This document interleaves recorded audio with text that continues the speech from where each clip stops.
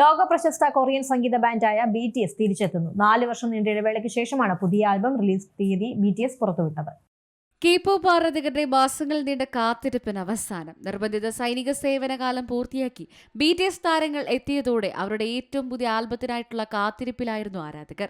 നീണ്ട ഇടവേളയ്ക്ക് ശേഷം പുതിയ ആൽബത്തിന് റിലീസ് തീയതി പ്രഖ്യാപിച്ചിരിക്കുകയാണ് ജനപ്രിയ ബ്രാൻഡ്.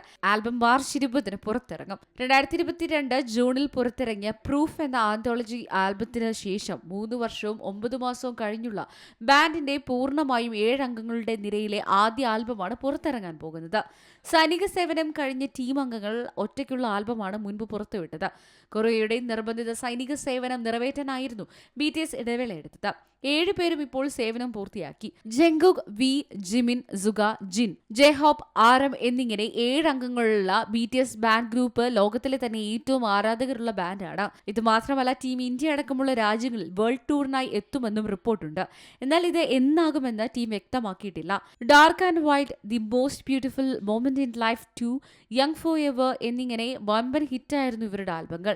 ഇതിന് പിന്നാലെ ഇറങ്ങിയ ബട്ടർ, ഡൈനാമൈറ്റ് എന്നീ ആൽബങ്ങൾ സൂപ്പർ ഹിറ്റായി. Entertainment desk, C Malayalam news.